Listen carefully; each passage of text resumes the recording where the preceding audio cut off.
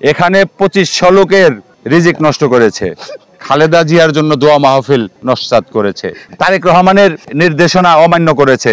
আসলে এই প্রোগ্রামটা আশুলিয়া থানা যুবদলের ব্যানারে দেশনেত্রী বেগম খালেদা জিয়ার রোগ মুক্তি এবং আমাদের দলের দায়িত্বপ্রাপ্ত চেয়ারম্যান জনাব তারেক রহমানের নির্দেশে এবং ডাক্তার দেওয়ান মোহাম্মদ সালাউদ্দিন বাবুর নির্দেশনায় এবং তাকে আমরা প্রধান অতিথি করে আমাদের এই আশুলিয়া থানা যুবদলের ইফতার মাহফিলটা আমরা করতে যাচ্ছিলাম। তো দীর্ঘদিনের আশা ছিল আমরা রূপায়ণ মাঠে একটা প্রোগ্রাম করব এবং আশেপাশের সকল মুসল্লিদেরকে নিয়ে আমরা প্রোগ্রামটা করব এবং আমাদের থানা যুবদলের প্রত্যেকটা ইউনিয়নের নেতৃবৃন্দ আমাদের এই প্রোগ্রামে উপস্থিত থাকবে। তো আমরা 2 দিন আগেও এই মাঠ ভিজিট করেছি এবং এইখানে সার্বিকভাবে এই জহির আছে ওরা যারা আছে এটা পরিচালনা করতেছিল। তো কখন এটা কিভাবে এই ঘটনাটা ঘটলো আসলে আমরা অবগত না। আমরা তো আসলে এখানে প্রোগ্রামটা করতে আসব, আমরা শেষ মুহূর্তে আসার জন্য প্রস্তুতি নিচ্ছিলাম।